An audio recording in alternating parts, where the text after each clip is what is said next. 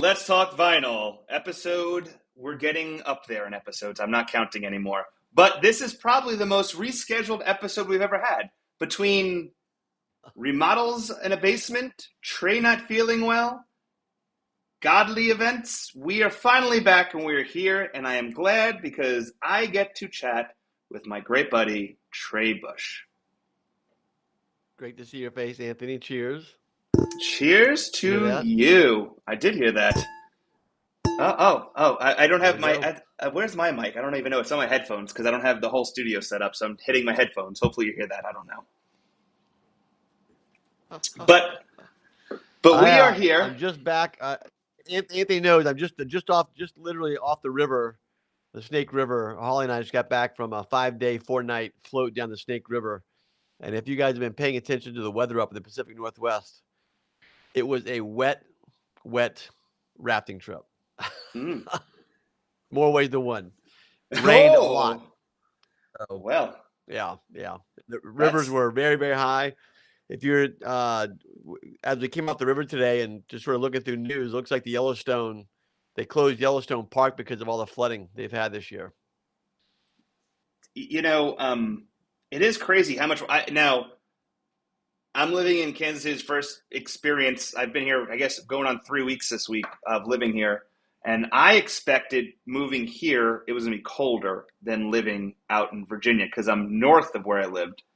No, it's humid. It was 110 degrees yesterday. It rains all morning, and then the humidity the heat just eats up humidity. It's hot as can be. I was not expecting this. I don't know if I love where I live, but I don't know if I'm a big fan of the weather. I mean, you were already living in the South. Was it not humid in Virginia? No. Okay. I mean, growing up in Georgia, it's just hot. So Mom said it. I talked to my mom today, and she did say that they are looking at maybe getting triple-digit numbers next week in Atlanta. It was 95 today. So that's you guys are unusually hot for this time of year, and we are dramatically colder than we normally are up here in the Pacific Northwest. Yeah, well, climate change isn't real. Yeah. No, it's not. Well, let's talk about what we're here for. Let's talk vinyl. Wine, Pearl Jam music. A lot of stuff's happened in the world of Pearl Jam since last time I spoke.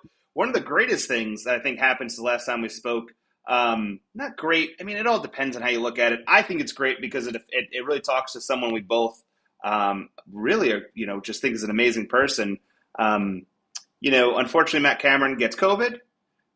They don't cancel the shows, but what they do is they bring in good friend of yours, great guy for the show, and they bring in Richard Stuverud. I think he killed it, and it was amazing, and it's so deserving for that person too. For so talented and really so generous for touring fan and being a part of your wedding. Man, I was so happy for him. And I listened to the bootlegs recently, and man, it was some of those songs just sounded a little bit heavier and a little more rock and roll with him behind the drums. Yeah, than Matt, right? Yeah, you knew those. I have not listened to those boots yet, so I look forward to it. I just can't get out of my mind the pictures that I've seen of Richard's face behind the kit, and I've talked to him about it. Post show, whatever. A couple of days later, I just reached out to, and if you were paying attention to him on Facebook and whatnot, he's been on cloud 9 ever since for sure. He's still talking about it. So, but I knew you knew he'd do those songs justice. Sure. I actually thought about we should reach out to him and bring him on the show, and we can talk to him about that. I think that's a great idea. To have him on to find out. I'd love to get we know that Matt got COVID and somebody made a phone call, but they had to rehearse. Yeah. Right. I mean, they had to rehearse the night before, and then, he obviously had a understanding of their song because he's a teacher, music teacher, and School of Rock music teacher. Yep. And so you knew that he had an understanding of a handful of songs easily, right? Anything from Chin Verses and Vitology, you've probably, tried out most of that stuff. And so I think that's what those shows ended up getting was a lot of early stuff. And I haven't done a deep dive into that set list, but I think about that. There's probably more stuff off of Tin and Verses maybe than what they've been playing previously because it was obviously a lot of Gigaton. And I think Josh filled in for those. Is that right? Or did Richard sing? Did Richard do some of those songs too? Yeah, Josh filled in from. We're actually, if you're interested, just to shamelessly promote my Thursday show, but Destined to Remember with Live on Four Lakes podcast and livefootsteps.org, we'll be doing an entire statistical breakdown of the East Coast, the West Coast shows. East Coast, West Coast, I don't know, West Coast. I think I even called it the East Coast shows. I totally screwed that up. Now that I think about it, I totally have been marketing this whole thing wrong, but whatever. Anyway, West Coast shows, we're going to break it down statistically, talking about, what they played and how it changed up and the dramatic change with the drummers and, kind of go dig deep into that. So it'd be interesting to see, talking to Dave, who runs livefootsteps.org, kind of the back end stuff, the statistics that maybe we don't think about that that are interesting and we find clever when it comes to that kind of stuff. So, that'll be this Thursday at 9 p.m. Eastern Standard Time. All right. Well, I'll have to jump on and watch that. Yeah. That'll be But amazing. I think it'd be a good idea to have Richard on. I know I thought about, Brad had called me a couple weeks ago, like, you should have Richard on. I'm like, that's a great idea, but I know he's on vacation right now. And he probably just needs time to really absorb everything that just happened, enjoy his Yeah. vacation, and then come back. So maybe next month. Maybe we'll have to reach out to him. I think it'd be a Well, great next month idea. though. I mean, next month. Yeah. I'll ping him and see if he'd be interested, and if he does, and if the date works out, we can get him on for 15 minutes to talk about that. That'd be fun. You text him, and I'll text him at the same time. And then if he gets two texts at the same time, he can't say no, right? He'll be Yeah, like, "Come on." that's right. Exactly. It's fate. It's fate. Got to do it. He's been on the show quite a few times. I can't see why he wouldn't come on. That'd be a good one. But tonight we're going to be talking about Two Yeah. Bottles of Wine. This is the second time. This is the second episode of the second season, and I have gone out on my own. I have found a bottle of wine. I am very excited. Well, you brought out a bottle of wine from Paso Robles. Mm-hmm. I think you said it was called Wonder or something, but I know it as Field Recordings. And they're a fairly large winery. Their wines are distributed all across the country. When I got back from my last trip, I saw them all over the place. So back to Memphis and Nashville, and so really solid wines.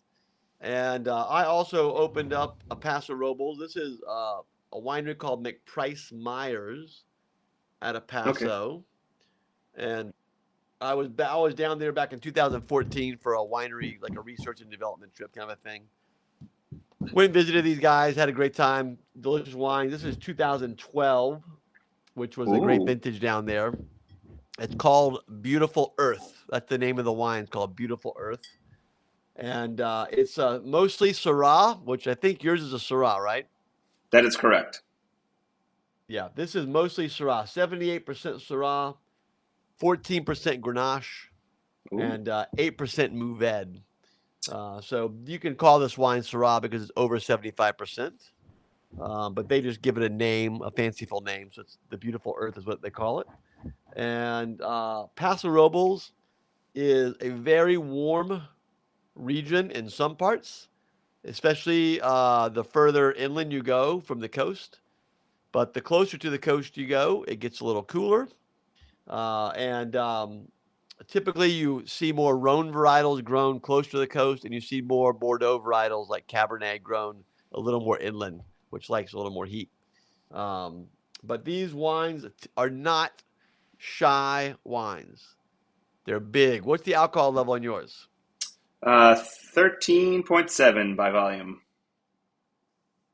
No. Is that a good thing or a bad Did it thing? say 13.7? Yeah, 13.7.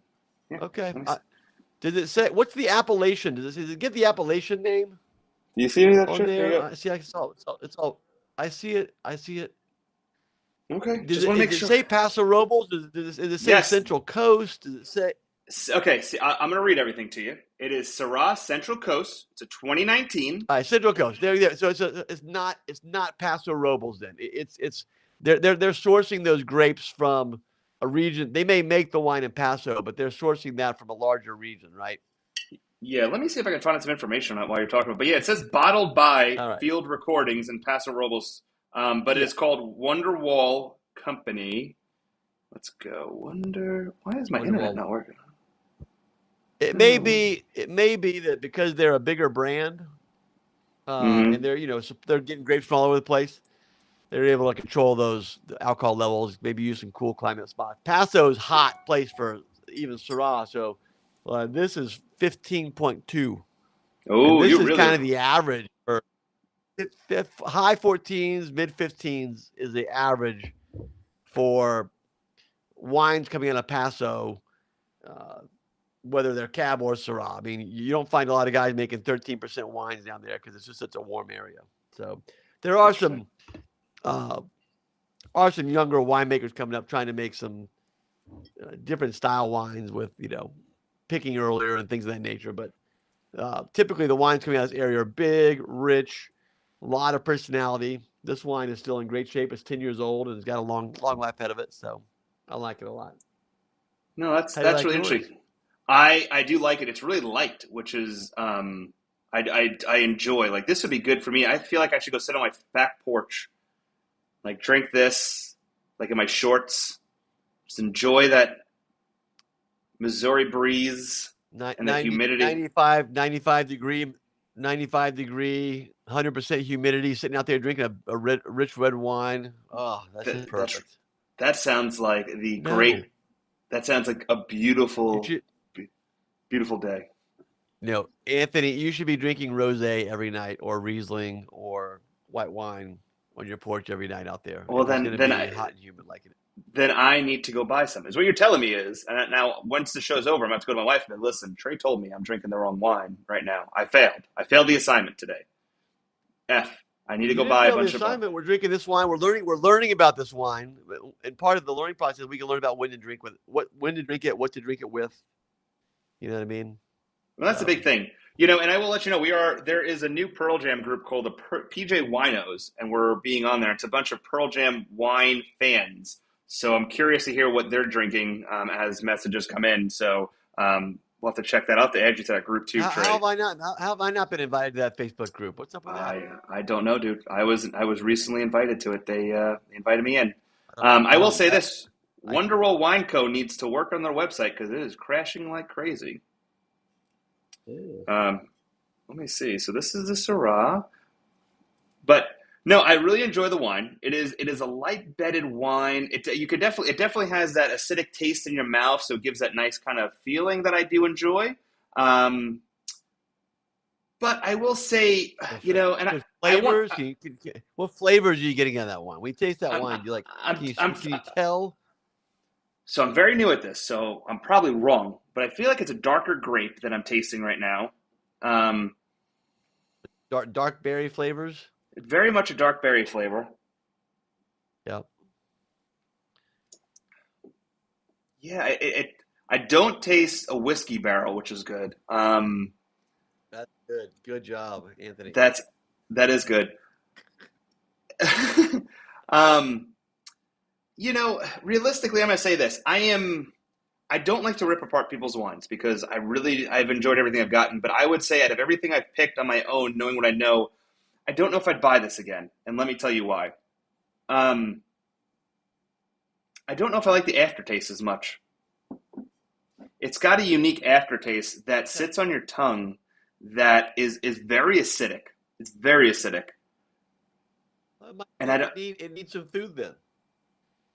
Yeah, I think this would be good with maybe if I had I some. mean, wine is you need something with fat in it. You need some cheese, something with meat. So fat will cut through that acid, So right? you're telling me I should text So my you're wife right now to bring me cheese? sure. Let me see. Let me see what she'll do. Please All right. bring Anything me with some fat, cheese. yeah. Anything with some fat content uh, will help cut through that acid and tannin. So I'm reading on there's this website called vivino.com, and it has ratings. And actually, I'm finding out that I paid a lot more than I could have bought on this website. But it's rated 3.4 out of 5 on here out of 111 ratings. Um, and I mean, people seem to like it, but everyone What's the keeps name of saying the that website? Vivino? Vivino, Vivino. I wonder if they have your wine on here. Would Oh you yeah, like me that's to? a good website. Okay, That's good. a good website. Now, see, here's the thing. It's consumer rated, so Yep. it's not professional critics. It's everyday people like you and me, Mm-hmm. and so that's a good place to go because you're going to get some. You're going to get. Imagine if like five Anthony's wrote down their description of the wine. So it's very easy for you to get an idea about what you think that wine's going to be like. So here, I'm gonna give you this. I would say this is much more of a bolder wine than a light wine. It is more of a tannic. Is that how you say it? Tannic, right? Is that the word I'm Tannic, looking yep. for? Tannic. It's more tannic than it is Yeah, smooth. It's yeah, definitely a tannic. extremely Yep. dry wine. And it's acidic, but it's an aftertaste that's acidic, not when you're drinking it. I feel like I kind of agree with them. It's like a 3.9 out of 5. I give it, four glasses of wine out of 5. If I had to give it, I mean, I think you're right. Maybe cheese and meats with this would be really good. I think if I had a steak with this would be really good. This would be good. But I think by itself, I think that aftertaste, Great. it's missing something like you were saying, like a fat. Yeah, yeah. All wine, for the most part, benefits with the right food pairing. Doesn't mean you can't enjoy the wine by itself, but um, you know, always good to have a nice complimentary dish to go with whatever you're drinking. So Yeah, I agree. Great, but not a yeah, terrible wine. I mean, listen, if you're having a steak dinner or you want to have some friends over for cheese and stuff like that, I would not tell you not to get this. It's actually a good one, and I would recommend getting it on vino.com because they're saying it's $22 on there. I did not spend $22 on this bottle of wine. I spent a lot more than $22 a bottle on this bottle of wine, but it's all right. So give it a whirl. I will give you this. It's no sleight of hand seller, but it is no sleight of hand, no sleight of no. hand. So All right, this but is let's. yeah. I was gonna say this. Price Myers is in great shape. This is a great family-owned winery down in Paso. If you want to support, you know, owner-operated facility, these wines are really, really great. So Now, there let we me ask you go. this, that cost. $50, $60. Okay. That's a guess, but yeah, that's kind of the what do we say it was called? The Beautiful Earth. Beautiful. I think it's a great name too. I like that. Oh, I'm getting cheese. Oh, I wait, like hold it on. too. You ready for this? I have a Look, buddy who lives down there. Yeah. Trey, you ready for this? This is what my wife just brought me.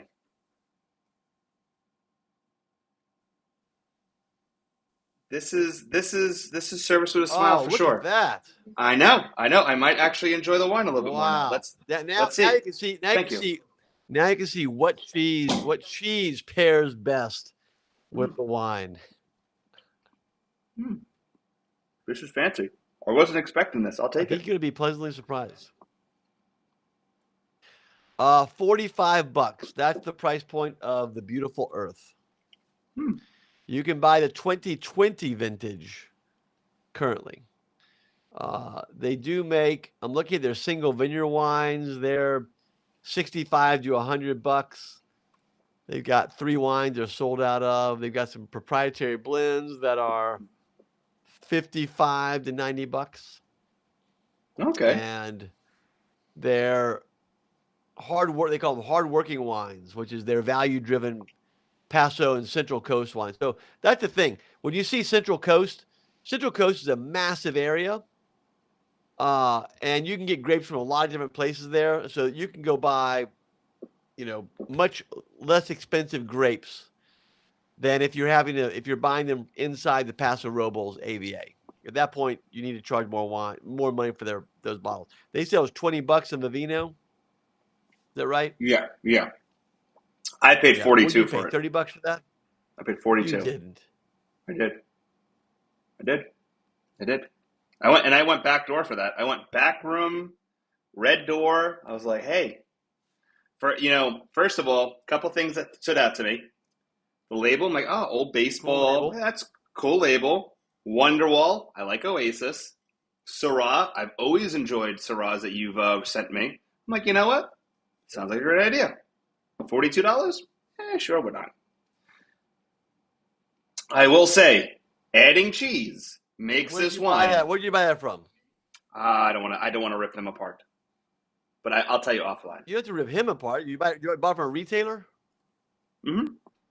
or you buy it from like a private individual. You bought it from a retail shop. No, it's a local. It's a place local here that is privately owned. Okay. So, but I will Well, as say, long as you're which enjoying that. with cheese, this is a total different experience. Total different experience. I All don't think right. I've ever eaten cheese and meat with wine on the show before. It really is. It's interesting to me when I first started drinking this wine in the early stages when we were talking in the beginning of the show. Very acidic. The acidic Yeah. level is completely almost gone. The aftertaste is completely gone when you pair it with cheese or meat, especially like a nice Colby. It really does pop. I'm not upset. It might even go up on my ranking level a little bit, but I've already ranked it, so I can't rank it again. There we go. Anyway, Well, remember when you open that wine, it's going to change over time too, right? So if you just open it and you poured it, you can't judge that wine at that point. So yeah, and this bottle of wine won't last a night. Um, nor will this. And listen. I told you, I got off the river. Uh, we're in Hell's Canyon on the Snake River, mm-hmm. and I'd done this trip. That was my sixth time down the Snake River, down Hell's Canyon, and it's a food and wine trip. And so my good buddy Andre, my great chef buddy here in town, uh, creates the menu for this 4-night, 5-day rafting trip, and they're paired with the wines that we bring. And my buddy Grant, who owns the company that does this, called the Minam Store out of Minam, Oregon. He's the river raft guide and owns the guiding company and stuff. Has put together these food and wine trips with different wineries in the Walla Walla Valley. So they do the Salmon River, the Snake River, and the Grand Ronde River, and you can sign up all summer long.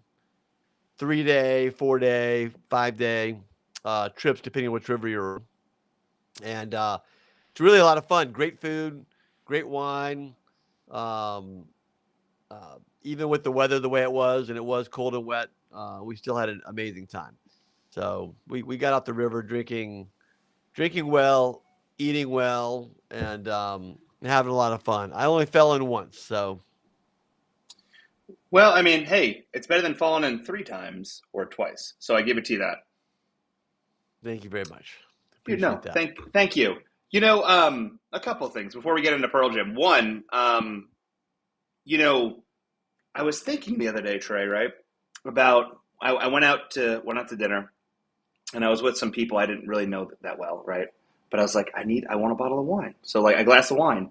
I'm getting to the point where I think I'm rubbing off on people about bottles of wine. Actually, the guy that was working on my house, I ended up gifting him. Like I've been buying your wine when I see it in stores. I gifted him a bottle of your wine, and I've been like selling, like you're like, hey, buy the wine, go buy the wine.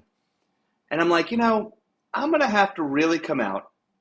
I think it's time. I think we need to put a date on this. We need to come to Seattle. Well, I need to come to Walla Walla.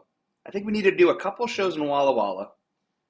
I recently bumped into You can Tyler redo my Rams. internet while you're out here. Yeah, of course I can. I don't know. I'm not a magician, but I saw Tyler Ramsey right before he moved, which was amazing. By the way, it was me and 6 other people in the audience. It was the most ludicrous thing I've ever seen in my entire life. And No. I swear, and I got you something, by the way. I got to mail it to you from the show. But I was talking to him like, man, we need to do something with Tyler Ramsey in Walla Walla, Washington, live stream this thing, wind it up, and I think we need to invite, like, have it as like almost like, hey, come on out. Let's do a whole like big event around it. And I think we need to do that sooner rather than later. I'm down. I'm gonna make it happen. Let's And plan. Well, look, that's going to take some timing and planning. sure, yeah, We should do like we should do like we could either look at fall's already booked up. We're going to have to look at yeah. spring next year. But I told you I've talked to Tyler a bunch of times about coming out and playing. And he mentioned that, yeah.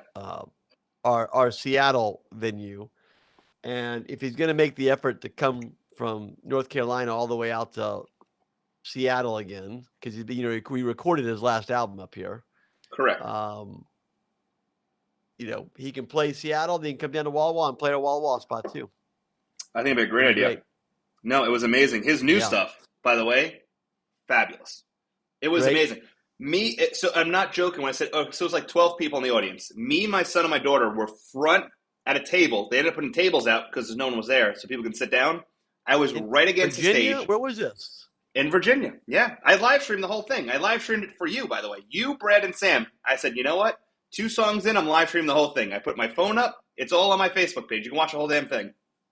His new stuff was amazing. Absolutely fantastic. He's amazing. And but I think we listen. We're going on this August is going to be 2 years we've been doing the show. Isn't that crazy to think? 2 years we've been doing the show. That's amazing. And the crazy thing about the whole situation, I still haven't met you. We've never met in person. That's not right. This is almost like I feel like I've been ripped off, to be honest with you, Anthony. Me too. When we first started talking, you were twice the man you are today. I feel like I'm going to meet half the man. I didn't even get to meet. I didn't get to meet the full man. I'm going to meet half the man when I meet you. I'm working on this. I'm working on my image, right? Listen, keep on eating some more cheese and meat. You'll get back up there, buddy. No, actually, my diet allows me to eat all the meat and cheese I want in the world. It's the other stuff. Listen, the bread, the carb. Yeah. And this weekend I had pizza for the first time like in a while, and I just felt gross. It was just like I was like, oh, we ended up getting a pizza oven, but it's a whole nother story. We can talk and chat. We're catching up all over the place, right? We're 30 minutes into the show. We haven't even talked Pearl Jam. All right, so Pearl Jam. First song, Marker in the Sand. I say we've been talking enough. We go right to the song. We'll come back into the side. We'll talk statistics, and then we'll go from there. Sound good? Let's do it. 2006, The Gorge. Here we go.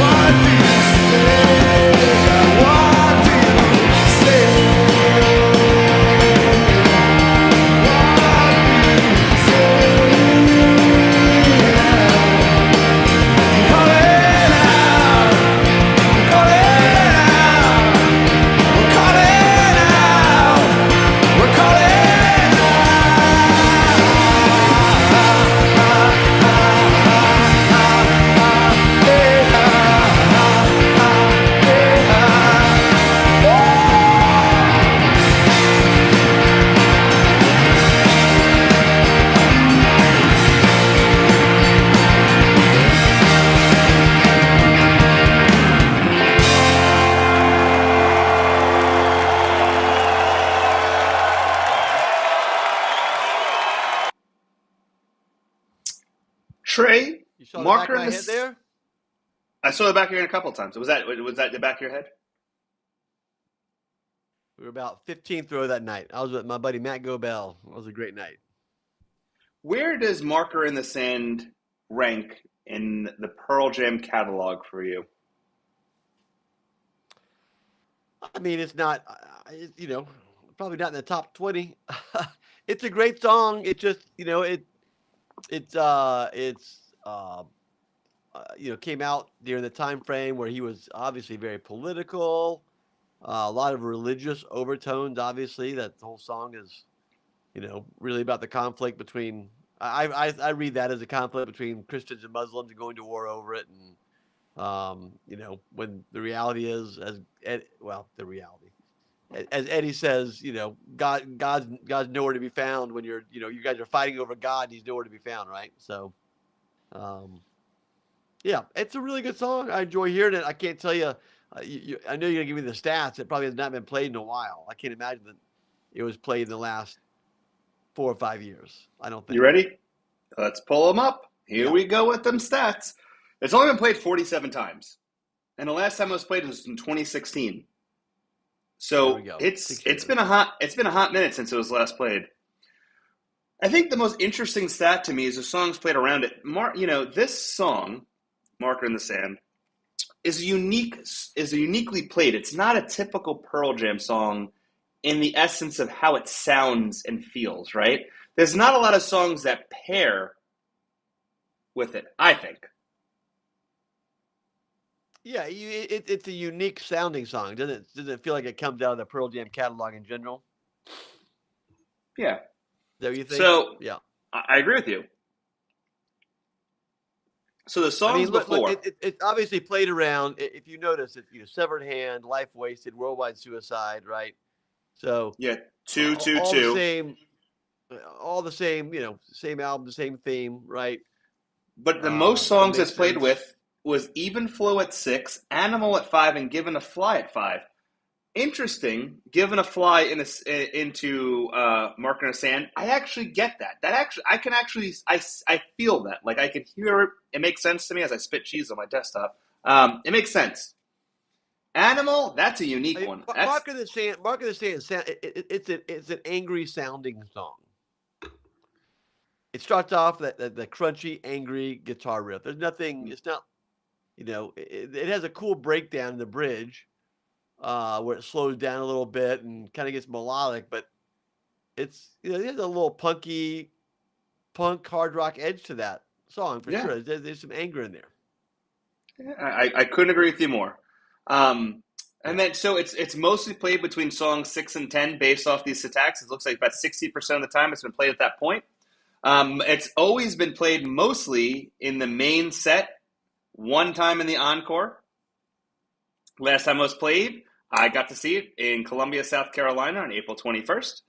Yep. And then it really, I mean, if you look at it, one time in 2016, two times in Yep. 2014, once in Twice. 2011, Once. once, Yep. twice, 2008, three times, 2007, twice, and then 2006. That's where the Yep. majority of them, 35 times. So realistically, it was only played 12 more times since its debut in 2006. Yep. That is insane. Maybe you answer the question where it falls in the world of Pearl Jam songs.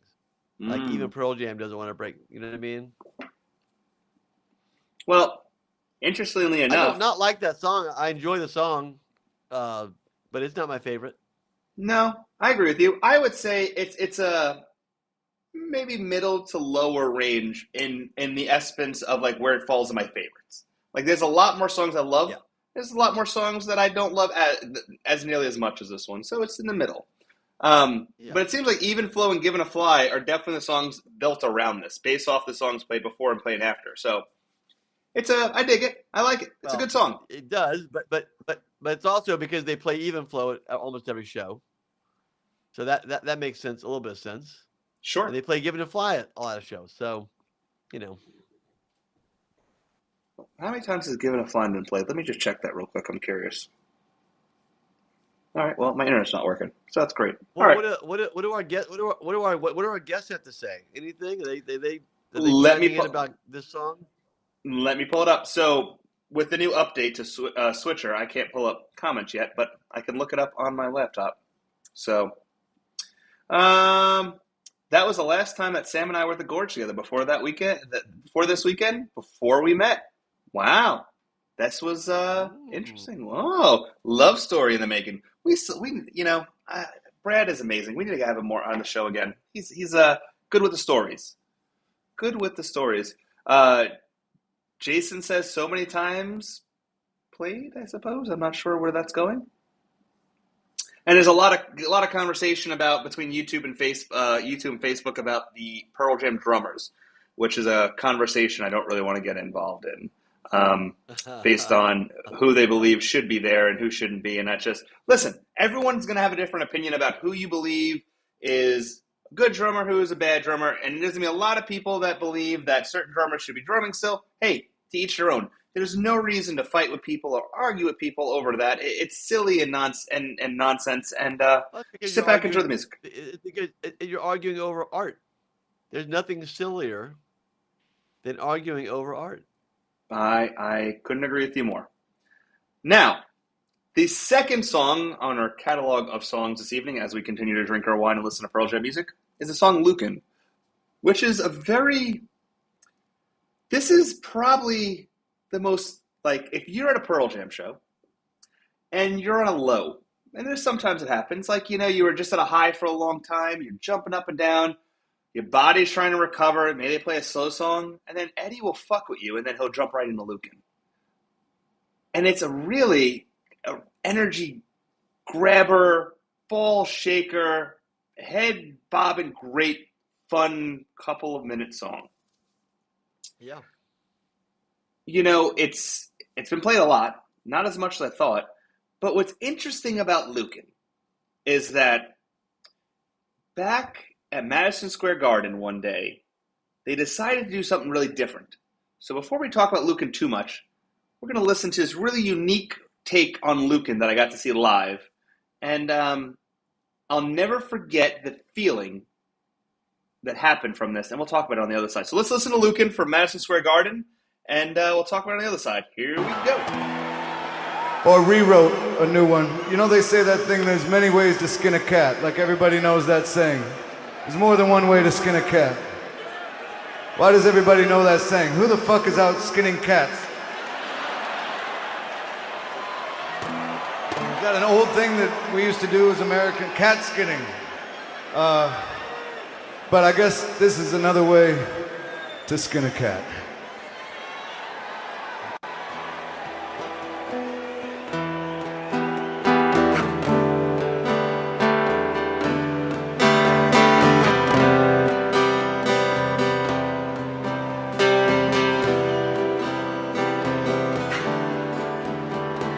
Walk down the street, can't find the keys to my old home. I take a walk, curse myself for being dumb. After the arches, stinking grease and bone, piss on the supermarket like a dog. I'm gonna Lucas, I got a spot at Lucas. Lock the door at Lucan's, open the fridge. Now I know life is real.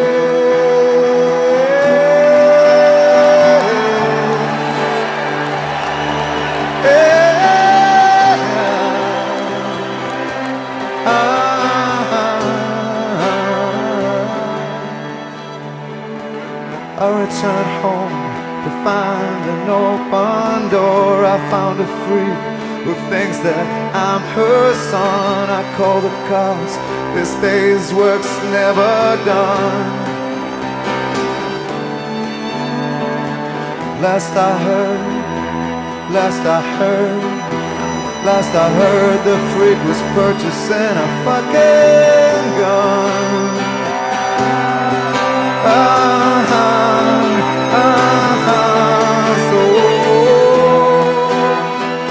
I'm gonna Lucas,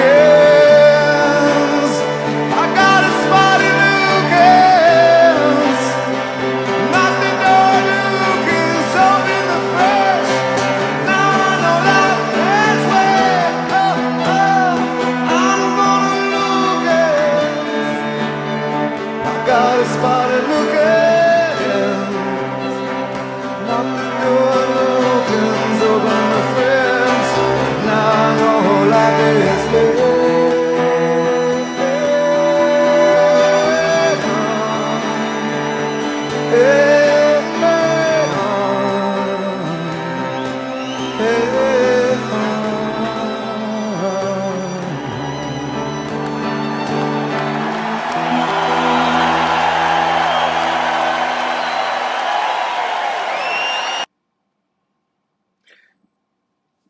Were you there, Trey? I was there. You and I were at that show together. How many freaking shows were we at that? That's a lot. We did a lot of shows together. And we were there, just not together. I will tell you what was really interesting. I can feel your presence, Anthony. I can feel your presence. It was kind of like Ghost. I felt like I was Patrick Swayze, wrapping my arms around you as you were making the clay pot. Or I could be Whoopi Goldberg, knowing you were there. But or Whoopi, thank you. Yeah, I'll be Whoopi. The interesting part about that, I'm hoping the same experience that I did, was nobody knew what was going on in the beginning of the song. And then as soon as he said, I'm going to Lucan's, everyone around me was like, what the living... Everybody was like, oh, holy shit, he's fucking doing Lucan. And he extended a song that is so short into this masterpiece that I wish they would do this more. I thoroughly enjoyed this moment, and it was breathtaking, and it was in a way that changed the song into such a unique... Like, I sing Lucan, but I probably fuck up 80% of the words, realistically, right? When it's fast, because you don't know what the hell they're singing. Right. Listening to the lyrics and understanding some of the words, like, especially at that point when he was talking about, buying a fucking gun, the freak buying, like all these things, it made the song more powerful. And it was such a magical moment in Pearl Jam history to be a part of. Yes, agreed. Yeah, that was great. And, the other song you do that with would be Brain of Jay. You think about, like, what's another, like, just a fast ripper that they could, like, completely redo, or he could completely redo. So, yeah. Oh, that's a good question. What Pearl Jam songs could they completely change, whether make it faster or slower, and change the entire feel of the song like they did at MSG with Lucan? Huh. That's good. That's a great question. I like that. Brandon Trey's a great example, though. That you nailed I think you hit the hammer on the head with that one, Trey. Yeah. But that's a beautiful version of that song. It's a great song. I remember hearing that song for the first time. I had no idea initially what it was about, and then whether it was the chat boards, your fellow Pearl Jam fans or whatever. You're like, oh, that was about Matt Lucan. You're like, oh, Mudhoney, okay. Matt Lucan's place. All right. So, kind of at least brought a little bit of clarity to it. And who he was hanging out with. Funny story, during COVID, if anyone followed Matt Lucan's Instagram page, that guy's off the fucking wall, right? Like, he is off his rocker. And just post the most ridiculous shit. My buddy Jeff Whitman and I were like, we gotta meet them. We have to go out there. We have to go have drinks with this guy sometime, just to, like, experience what this guy's putting out. The real life version of what this guy's putting out on Instagram and stuff. But haven't made that happen yet. Yeah, I don't know. There's some people in this world that I'm good with not having a beer with, and I'm good. You share the stories. I'll believe you. How's that sound? All right. Fair enough. All right. But here, listen. Fair enough. Here's something cool about Lucan, and it's perfect timing.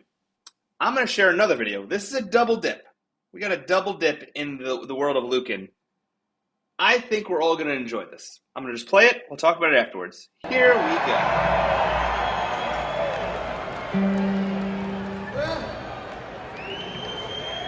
If you have a baby now, you're going to have to name it Lucan.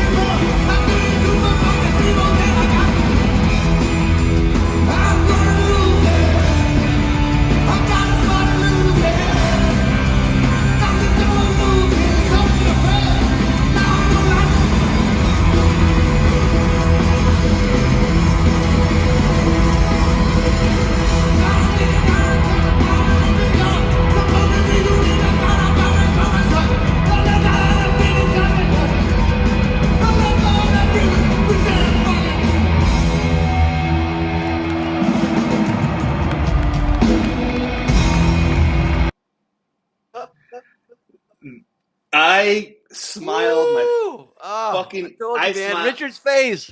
Richard's Dude, face says it all. dude, first of all, I smiled from ear to ear when that video was sent to me. My buddy sent me that, and first of all, he went from wearing a fucking hat to as soon as he hit, fucking hat flies off. Biggest if you have to listen to the official audio of this, and if you don't have it, let me know. I can send it to you. It is amazing. Right. He fucking kills it. Absolutely. I'm so happy for him. Well, we touched on it at the beginning, but yes, having Richard play any of those songs and just to watch the sheer joy on his face during all the video that I've seen and all the photos I've seen of him up there, that is rock and roll to its absolute finest. It's like, it's not like he hasn't played big arenas and big shows. Yeah, he would be the fastbacks and he's played some cool shit and he's played with a bunch of amazing musicians. But having a friend in Jeff, and I'm assuming that it's Jeff who made that phone call, right, to Richard and said, as this thing is happening with Matt and stuff. I'm assuming it's Jeff who made that phone call, and I'm sure it was like, he's like, yes, absolutely. Let me get my shit together. I'll meet you down wherever you need to meet. So very cool. Yeah, it is interesting. I'm curious. I honestly think with, I understand he does a lot with Jeff, but I also know when I interviewed Richard talked about he did a lot of stuff in the studio with Eddie in the past and stuff. And I know that Eddie worked with him on a lot of stuff, especially during the earlier days, like, with Nothing. Was it Nothing Man? No. Yes. He has his hands in some stuff. I think it's a joint effort, but I can't wait to hear the story of I'm expecting him he's sitting in the chair in the garage somewhere, gets a phone call, like the bat signal gets flown up into the air. Fucking wife's like, hey, you see the bat signal? And he's just like, has his suit ready, just fucking flies down with his kit and just goes. Which is interesting because it was I saw it was the orange kit, which was great. He looked like so. He is he's a reincarnated version of Keith Moon, and I know that is his drum hero, right? Like Keith Moon is his drum hero, but he drums just like Keith. Keith Moon didn't have the biggest kit. He didn't have the Neil Peart kit, right? He just hit what he had in front of him really hard with a lot of animation. And Animal from the Muppets, right? The drummer in the Muppets, the Muppet Show. Yes, I remember Animal. Yeah. So Animal was crafted after Keith Moon. That was who he designed after, essentially. Keith Moon. So that Animal, the drummer in the Muppets, was basically a Muppet version of Keith Moon. And so when I watch Richard up there, it's like watching a combination of Animal and Keith Moon together, except with a big smile on his face, which is so great. I don't know what that I don't know what that chat room is looking like on the drummer side of things, but if Matt Cameron stood up and walked out of the studio one day and said, "That's it, I'm done," if they called Richard up, be perfect. I couldn't agree with you more. I know that a lot of people, and I'm not looking at that chat, but I know a lot of people were. I mean, first of all, having Dave K come back and play with them a little bit too was pretty awesome. I think that was a special show to have not only Richard and have Josh, and then have Dave. That's pretty special. But I'm gonna say this once, and I'm never gonna talk about this again. I respect David Bruzy for what he did with Pearl Jam. I think he brought a lot of great, musical memories for all of us, right? But I don't like when people use hatred and anger towards other individuals to try to get attention. And unfortunately, I think that's the route he took during some incidents. And I could be wrong for saying this, but based off of what I read online and based off some of his interactions with things, he comes off as angry about some things, and some of his comments are just in a way that I don't find tasteful. Who's that? David Bruzy. Richard? No, Dave. Oh, I'm sorry. Yes. No, I No. follow him as well on social, and um, look, he has a huge fan base. Yep. I feel like Dave is an open book and is unapologetic on how he sees his position, and he feels wrongly booted from the band and all that stuff. I completely understand his position, and you have to understand how he's feeling.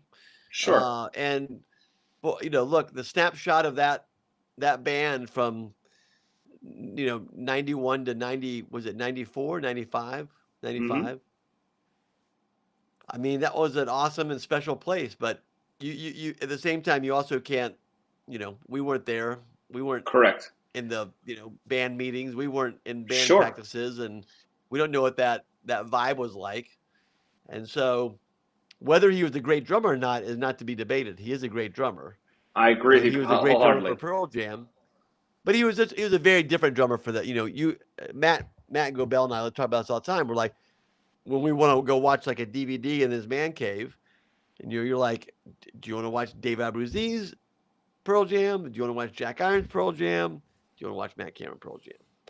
And they're all different versions of that band. So, and none of them are wrong. They were all, for me, thankfully, I was in a place that I got to experience it from the very beginning at a young age, 20 years old, 18, 20, whatever it was, all the way to today. And I've enjoyed every aspect of it. Yeah. I've enjoyed the 31-year journey that I've had with them. And I don't look at it as better or worse. It's just different. Yeah. And it's up to you to decide whether or not you can accept the fact that it's different. Is it better for you or worse for you? That's fine. You're going to have a favorite. That's okay. Say that guy couldn't drum, or Oh, this oh, guy can't oh. drum, or this guy was. Correct. I mean, Correct. come on. It's Yeah. No. ridiculous. No, but I think the big thing too is like, and what I was trying to get, my point was, is that and I agree with you. I think David Brucey is an amazing drummer. Some of his stuff he's done, even after Pearl Jam, is absolutely phenomenal. Super talented person, but I think the way that he handled things is the reason why the band separated themselves. You know, Sure. sometimes you just kind of have to sit back and just let things happen, and then but I mean, I think there was a lot of people that were like, well, if Dave Cruisen's there, David Bruisen should be there. Well, Dave Cruisen handled situations much different than David Bruisen did, and I think that's why we got that. And Dave Cruisen's an amazing drummer in his own sense too, but I don't think Yeah. it's apples and oranges with stuff. I wish them all the best, but I think that some of these comments that were just recently deleted, I don't like some of the negativity. Richard Suverud is probably one of the most generous, well-deserving people that I know, and I couldn't tell you Yes. how happy I was that he was on stage with the band, and how happy I was to see him. If you can't watch that video and put a smile on your face as soon as he hits the drums and his hat flies off, then you're not Well, you do not know music. how about Baba? Oh yeah, yeah, yeah, yeah. That was pretty Played awesome. Baba. And then also I thought, That I don't know if you've watched the whole Eddie talking about Nothing Man, and how the original demo was with him on it. With Richard on it, and right. having him play that was pretty awesome. Yeah, no, this was such a great moment for him, and I'm so happy for him. And I can't wait to talk to him more about it soon. Yeah, for sure, for sure. But so Lucan was recorded. Which let's talk about what album it was off of. Let's look at some stats on this stuff Let me pull up them stats. Hold because on. I remember hearing this song and just it is such a punk song, right? It's Yeah. if you watch Sound City, and they're interviewing the lead singer for the band Fear, and he's like, our songs are 45 seconds. We pack it all in so you don't have to listen for 3 minutes. That's kind of what Lucan is. Yeah. It's a 3-minute slow song, slow Lucan, packed into 45 seconds of just pure sonic energy. And I love both versions of those though. Yeah, it's so crazy Yeah. how the different feelings from both versions. I mean, Slow Lucan, almost a 2 minute and 15-second song. Regular Lucan, that's under a minute. Yeah. You know, what's surprising the most is I've heard this song a lot. Like, I've heard it a lot. It's only been played 235 times. Yeah. That's Well, kind of low. why wouldn't you? It's 45 seconds. Yeah, I mean, you could play that every set list. But realistically, it's only been played 235 times. That's a pretty low number in retrospect of how many shows Pearl Jam's actually played. Better Man is a song played the most before it. Daughter of Corduroy, All the Same at 17. Jeremy at 13, Given a Fly at 10, Wishless at 10. Song after, Not For You, at 52 times. And a good one. Yeah. You can't, Lucan and Not For You is perfect. Or not Lucan into Porch, perfect. Lucan in a rearview mirror, perfect. Yeah. Lucan in a Corduroy, perfect. Lucan in Even Flow, I don't know. I'd rather the other ones. Yeah. Lucan in a Better Man, I've never heard it that way. Lucan in a Whippin', that's an interesting. Oh, that's another. See, Whippin' is another one. What if he did a slow Whippin'? Oh man, that would be. We have these great ideas for Ed. If only he would jump on our show, and we could give him these ideas. Yeah. Has Trey met Matt Lucan? You've already answered that question, haven't you? No, I have. Thank you, Brad. I have not met Matt yet, but Jeff Whitman and I have talked about just like, listen, if I Instagram messaged him, he'd probably tell us his address. We could go to his house in West Seattle. So it would be, yeah. But no, I've not met Matt Lucan yet. Crazy. Well, I can't wait maybe we'll live stream that one. That'd be an interesting thing. Jason Catalano was talking about, he was invited with Jack Irons. I don't know about that. That's a rumor. I don't want to spell anything. But anyway, a lot of things going on in the chats. But we're going to move on. Going into, let's go back to Lucan here. Yeah, a lot of cool stats here. Originally first played in, what's called 1995. Last played February 27, 2022. Been played 235 times. I thought it'd be played a lot more than that. I mean, never an opener, never a closer. Never an opener, never a closer. Dude, how amazing would it be just to close on Lucan and they don't say shit and just walk off the stage? I think that is the most rock and roll thing ever. I'm going to ask you a question that just came to the top of my head. And this is Anthony in more than a half a bottle of wine, so it's getting interesting now. Pearl Jam is going to announce this as the last show ever. They're going to end it all. What is the last song the band goes out on? What's their closer? Is it Yellow Ledbetter? Is it Alive? It's Yellow Ledbetter, right? I don't know. If I was as rock and roll as Eddie Vedder, I would say fuck. I go rockin' in the free world. I go Yellow Ledbetter into rockin' in the free world. Come on, no. It's just too cliche. Holly's listening. Holly's listening, so I'm going to say it's going to be a version of Cortez the Killer. It's going to be 39 minutes long. And it's going to be Mike McCready playing the guitar for 39 straight minutes of just nothing but guitar solo. I can almost guarantee you want to go out on, man. Cortez the Killer. I'm going to say that doesn't happen. But I will say, if it was up to me, I say you do it like the Ramones did. One last quick and fast song. You think they're going to do more, and you walk off the stage. You don't take a bow. You do a Ted Williams. You leave it the way it should be left, a mystery. But here's the thing. Anthony. The Pearl Jam is not the Ramones, right?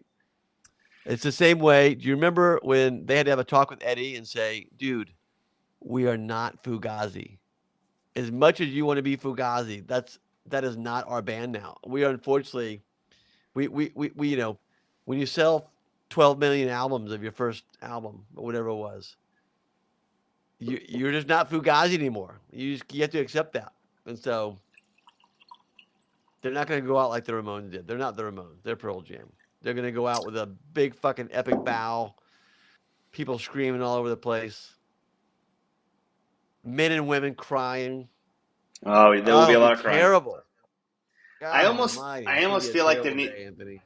if it was my day, if it was up to me, I want a row of like me with a bunch of my friends from Touring Fan and Brad and Sam and you. And I'd almost want it to be like, I don't know if I'd leave. I'd almost have to be kicked out because even after they left, I'd just kind of be in awe of like everything that Oh happened yeah. up to that moment, you know? I love hanging out. I love hanging out in the venue until basically they have to kick you out. I Yeah. love just hanging out on the floor. First of all, you're looking for picks. You're looking all over the place for picks on the floor. You're begging the sound guy for the set list or the bouncer guys up front. Dude, give me that set list in front of Mike. Yeah, Travis, You had to you do all know. that stuff. Yeah, you know, Travis, the guy Yeah. who's that's this highlight. He gets to talk about that story like, yeah, they were asking me for the set list. It was amazing. They were like begging me. I felt like a god for 15 minutes. I finally gave it to Susan in the front row.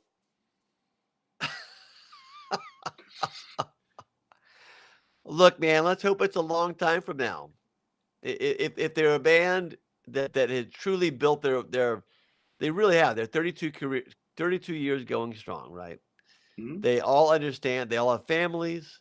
They all work around their um, they work around their family schedules. You know, they're obviously not touring as much as they have been. Um, I don't know. I think that they can. If Bruce is still doing it, how old is Bruce now?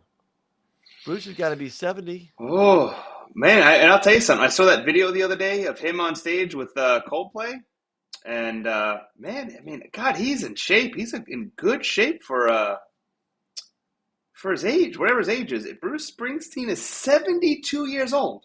Holy shit.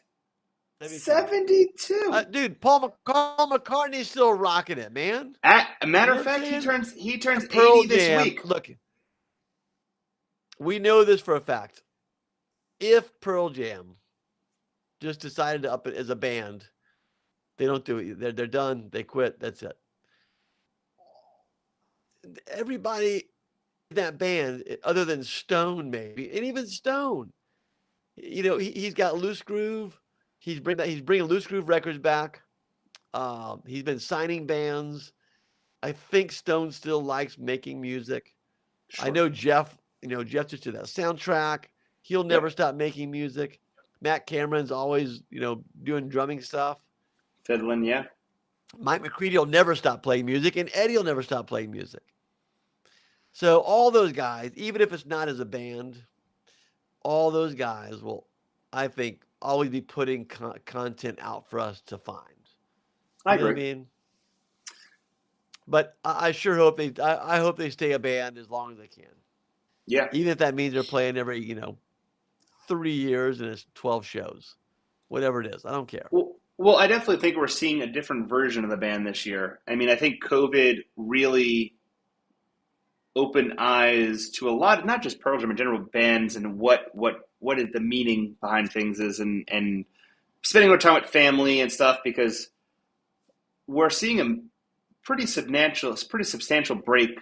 I know that they canceled 2 shows because of COVID, and that's just 2 shows, but there's still a substantial break between the West Coast dates in Europe, and then Europe ends, and there's a pretty substantial break, and then there's only a few dates, and there was rumors that Pearl Jam was going to play Encore too. I didn't feel it was going to happen, and it didn't happen. Eddie's doing both of those shows. And I really starting to think that, I think we're starting to see that this is probably the band we're going to get and appreciate it. Like, I don't think you need to complain about it. Yeah. Appreciate like what we've had in the past and what we're getting now. I think the shows we're getting now are as good as they can be. I think they're amazing. But I don't think we're going to see those 3.5 hour marathons anymore. I don't think we're going to see shows that don't have openers anymore. I don't think we're going to see those elaborate shows. I mean, the age takes a toll on the body. I can't speak for that. I'm much younger than Trey is. Trey would have to give you his experience on the breaking down of a body than me. I can only do so much. But Is that why you had me on this show, Anthony? 2 years ago, you're like, I need an older version of me. Let's go ahead and get this guy Trey. He looks pretty old. Oh wait, time. Dude. Oh, time, dude. You. I don't think so. You listen. You're doing very well for yourself at your age. I hope that when I turn 60 like you, I can look as good as you. I'm 52, you asshole. Jesus Christ, 60? Mother. Oh man. Yes. No, I'm just kidding. No, it's all good. Look, you coming off this river trip, you're sitting around the dinner table at night, and you're literally with 20 people you've never met before. They're from all over the country. People from Ohio, folks from Texas, folks from Ventura, California, some folks in Seattle. And, for me, if I'm going to sit down with people I don't know, and you have to come up with let's talk about a subject, I go straight to music, always. And because music is the unifier, right? It's the universal unifier. I can't tell you the last person I met that has just zero interest in music in general. They may have different likes than I do, but I have such a wide variety of stuff that I like that I can talk about anything, pretty much. I don't know anything about classical music. I don't know a whole lot about like new country, or just like pop country music. It just doesn't really resonate with me. But I love Americana, Jason Isbell, Margot Price, stuff like that. I love that stuff. Tyler Ramsey, I think of him in that same vein, So let's just hope for all of our days that we have music to keep us entertained. Yeah. And, you're going down on your deathbed. Make sure you have that's one thing I think about. Make sure you have a playlist already put together. So if, for whatever reason, you're on your deathbed, let someone put some headphones on you so you can at least go out with the music that you want to listen to, right? So. Two things. One, turned dark. I'm only 52. I have a long ways, but I haven't started my list. Two things. Well, Oliver Peck was Brad just said. I'm not a big fan. I've tried getting into it's just not my cup of tea. Orville Peck, not my cup of tea. Orville Peck. I'm like Oliver Peck. Orville Peck. I don't know. No, I tried. It maybe I'll have to try again. But I did it when I came back from Seattle the last time because he had played up there right after I got in there. And the guys from Easy Street were like, "Hey, check it out." And I did. And I'm like, it's just not my cup of tea. But I'll give it another listen. It's on Sub Pop. Those guys are on Sub Pop. And listen, that's great. It didn't resonate. It has to resonate, and it doesn't mean you're wrong or you're right. It just means it doesn't resonate with you. That's okay. So let's talk about the next episode. And I almost want to, because it's funny you said something, because I thought I was morbid in my own way about thinking about this, but you mentioned something that I thought about. And I have thought about, on your deathbed, it's the time's coming. You have the ability to listen to a few songs. What are you going to listen to? What are those songs that you want to, go out on? And I've actually put more thought into this than I really ever fucking should at 37 years old. Should we actually do our top 5 last songs we hear before we die lists before on the show next week or next month? I mean, I already have I have a funeral playlist. Yes, right? I've already created a playlist. Right? Yeah. So I have an album getting buried to. I think I want to be buried to Two Live Crew's album. I thought that'd be really fun, just to be buried to that as I'm being told, and you hear pop the pussy as I'm being put into the ground. I thought I mean, listen, as your family is, your children are there bawling, and then there's this. Come on, man. What is wrong with you? Jesus Christ. I mean, Trey, you've known me for quite a while. I mean, would you expect anything less? No, I think, you know what? I say we have a topic for the next show, and we'll make a playlist on our time it'll be 10 songs. It'll be Trey's top 5 songs that he wants to listen to before he dies, and my top 5 songs that I want to listen to before I die. And is it songs you'll listen to before you die, or is it your funeral songs? Songs you want to hear. Because you're already dead, right? No, this is hey, the doctor comes in. All right. Song. Doctor comes and says, That's "Hey." easy. Easy. No worries. I got it. All right, cool. All right, we got the playlist. I can guarantee everyone that Duran Duran will not be on my playlist. I just want to no spoiler alert, no Duran Duran.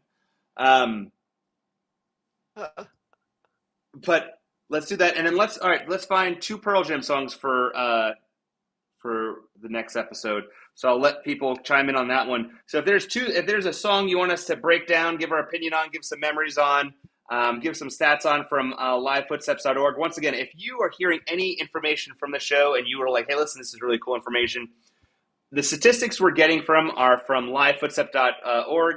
Dave over there is doing an amazing job putting some statistics together, and he's always constantly putting some stuff together in the back end. So give that a check. Is there any songs that you want to do, Trey? We always go to the audience. Is there a song that we haven't done that we haven't broke down? I mean, I did not put any thought into it coming off the river. So That's fine. I'm gonna let the audience. I'm gonna let the audience run this one. River. Is there any water songs we haven't done yet? River. I mean, we did Oceans. Yeah, Rivers Cross, but that didn't really count. How about Big Wave? Ooh, Big Wave, a surfing song. Big Wave. We're going into the summer hot months of July. Big Wave. So let's do some water songs. Let's do some water songs for July then. Big Wave and pick 2 songs off Live with 2 Lakes. How about Grammy Out of Control? Terrible song though. That's not a terrible song. That is not a terrible song. That is not a terrible song. If they gave me 3 minutes of that during a concert, I would be very angry. They wasted 3 of my minutes. Oh, you're out of your mind. That would be so much fun. No, I don't like it. When I hear that song, do you want to know what I think of as soon as I hear that song? And I actually thought about this prior to me becoming good friends with him. I always thought of Brad. Like in the Hawaiian shirt, like I just thought of like Brad, like just kind of like hobbling down on the beach, like Grammy Out of Control. I just thought of, I always saw him in Hawaiian shirts, a conscious. I'm like, why is Homeboy wearing Hawaiian shirts? It's a Pearl Jam shirt. But yeah. Why is Homeboy wearing a Hawaiian shirt? All right. Whale song? No. Not doing whale song. I will veto that shit. Let's go to YouTube. Let's see what they're saying on the YouTube channel. Big Wave. Big Wave. Crop Duster was thrown up there. Crop Duster, good one. That's we haven't talked about that before. I like that. No. It's not summer. It's not a wave related. I mean, look, we've talked about Oceans before. That we did Oceans, I believe. Cowabunga. Dead Man. That might not. That's not summer enough. Unless we're talking about Weekend at Bernie's. He was dead. He was a dead man. Well, I think he was saying dead man because of our funeral playlist thing we were talking about. That's what I came out of. That would not be one of my 5 songs to listen to before I died. Well, guess what? Neither would Grammy Out of Control. Oh man! Spoiler. One of the songs is from this band. Just want to put it out there on the shirt. Let's see. Let's go back to YouTube. What are people saying over there? Big Wave. I say Jason Catalano, who has been an extremely big chit chatter on the YouTube channel. Appreciate you tuning in on the YouTube side. He really he keeps pushing Crop Duster. I say we give him the Crop Duster. We do Big Wave. Big Wave Crop Duster. We do it. And then as a topic for next month's episode, we're going to be doing the most morbid thing possible and talking about the last 5 songs that we want to hear before we die. Doctor comes in, says, Mr. Krisowitz, Mr. Bush, unfortunately, you have something wrong. You have 37 minutes. You have terminal testicle cancer. You have anal warts that are going to explode, and when they explode, they're going to kill you. You're done. We actually have to house you outside, sir. We can't have you in the building. Yeah, the explosion of anal warts is going to be the worst thing we've seen. That's terrible. Oh yeah, that. I apologize for anyone who's Well, ever died of anal warts. What? People are like, this is the first time I've listened to this podcast. What in the fuck are we listening to? The funny This thing is, ridiculous. there's so many people I commenting apologize. crop dust. I apologize. You do not apologize. Hey, do not apologize for anal warts. Here's the thing. That oh God Almighty, Crop Duster is going to be a great song. That's a fantastic song. I'm glad he picked that. Yeah, a lot of people. Chris Jemin, who I've never heard of before, Crop Duster. Ryan Blackwell, give him Crop Duster. As a matter of fact, I might even, if Ryan Blackwell's available, Ryan Blackwell, fan of the show since day one, lives local, been to my house. Maybe I'll invite him on the show. Maybe we'll have Richard on the show. Maybe we'll do a big episode. Like local, like Kansas City local now? I know there is a lot of Pearl Jam fans in Kansas City. I get excited. There's a lot of... So listen, we gotta get him out. Right before this show, I had a contractor in here. The same contractor that fixed my foundation. Fucking $12,000 later. Anyway, foundation fixed. We are moving from this space into my other temporary space in about 2 weeks. Walls are being built. A stage is being built. Stage lights are being put in here. There's going to be a drum set. There's going to be a guitar. There's going to be a bass, a microphone. Yes, by August episode of this show, we're going to have a full functional live set in here with aerial cameras to do a full 360 of the studio to have live music in stage. Because what my thought is, are you ready for this, Trey? And you tell me if you like this or not. I'm already in. There's a lot of local bands that have reached out to me in Kansas City. Ryan Blackwell is one of them, and he knows a lot of people. Hey, we're going to do Crop Duster. Hey, maybe a local band could come here and give their own version of Crop Duster in studio during Let's Talk Vinyl. I like it. I like it a lot. That's perfect. August is going to be our 2-year anniversary of doing the show. You were one of the biggest components of me continuing to do podcasting and doing live streamings. I've been doing this for 4.5 years now. You've been one of my biggest supporters. I want to do August big. 2-year anniversary. I want to have the stage built, lights, everything. We're going big. House band. Let's do it. Is there a Pearl Jam cover band in Kansas City? Ryan Blackwell, who is watching the show, can you answer that question? Because it sounds like Ryan probably knows Crop Duster. He probably has, like, if he's a big Pearl Jam fan, he probably knows a lot of Pearl Jam songs, right? You know what? He's a musician. You tell me he's a musician. Yes. Ryan Blackwell, I am reaching out to you through my camera. Next month, I am inviting you into the studio to cover. 2 months. Oh, wait, he's going to be here next month. He's going to be for Crop Duster. And he's going to be here for Big Wave. Oh, they're coming for Crop Duster. Perfect. So I challenge you to cover these 2 songs and make them your own here in the Touring Fan Live studios. And you can either take it or leave it. We got to find a date. What's our date? Let's do it. Oh, let me check dates. The date for next month. How does July 12th, 13th? Can't do it. 6th? Can't do it. I will be in Nebraska that week. I could do the 20th. I have a wine dinner at Olympia Country Club. 19th works great for me. And then our exact 2-year anniversary will be August 25th. Or we could do the 26th, 27th too, if you want to do the last week of the month. Up to you. Let's do that because maybe I'll try to get the studio push to be done before then. Let's do the 27th. Is 27th okay? 27th on my calendar.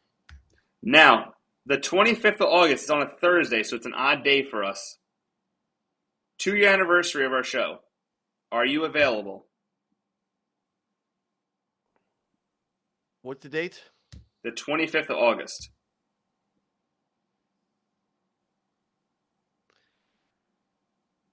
It shows that I am here. I have the Thing Music Festival on the 26th, but we won't leave until Friday morning. Okay. So 25th. 2-year anniversary show. We're celebrating our anniversary. What is the 2-year anniversary gift for? What is it like? Is that paper? Is that diamonds? What is that 2-year anniversary? By the way, Holly and I just celebrated our first year anniversary on the river. That was on Sunday. It was our 1-year anniversary. Oh, congratulations! Did you guys share any gifts or do anything special? We made a big toast while we were on the river with 22 other people celebrating our anniversary together. Oh, that's awesome. Well, listen, Yes, congratulations to you both. I'm hoping that when you guys were together, that Holly did her famous Russian accent to tell you how much she loved you, because still one of my favorite things in the world. The traditional second anniversary. I got it on the 25th. All right, cool. The traditional second anniversary gift is cotton. Well, I'm going to say this. We just sold out actually of our touring fan t-shirts for recently, the new ones. But I did save one for you, by the way, Trey. But I think maybe we should do touring fan t-shirts. Let's talk offline about that. But I think that'd be kind of cool because it kind of fits into. I'll find this. Because I still have the posters. We never even sold them. I still have a box of. I found them when moving. 40 per touring fan live poster we did for the 1-year anniversary that I gave you for Christmas. I still have. Never done anything with. That's the one that looks like the Marty McFly. Yes. Right. Same as the T-shirt. No. The one I made. The poster I got. The touring fan live poster. Oh, the poster. No. I'm thinking of the T-shirt you got me. Yeah, the Let's Talk Vinyl poster we had made that I framed and sent to you. I need that. It should be hanging back behind me here. It's okay. You put it wherever you want to. You can put it wherever you want. Yeah. Well, listen, this has been a great episode. I love chatting with you. I look forward to next month. Let me see if Ryan has accepted. Ryan has gone quiet. Uh-oh. This will be it. I don't know, maybe. Ryan like, nope. Actually, this couple people on YouTube, they're tying in everything. It says this should be a slowed down version of Crop Duster. Challenge. All right. I like it. Let's see what happens. I'm going to text Ryan after this. All right. Well, listen, guys and girls and everyone else listening too. Trey, thank you for coming on and chatting with me again. Next month, we're going to try to pull some people in. I'm going to see if I can get Ryan in studio. We'll see what happens with that one. But until next time, as we say every episode, I'm Anthony from Touring Fan Live. That's Trey, the amazing, talented, awesome, celebrating his 1-year anniversary, awesome husband, great dad, makes great wine, fucking cool guy, great whatever. I don't know, fucking love it. It is what it is. Buy his wine. It supports his kids and family. Until next time, thank you for tuning in to Let's Talk Vinyl.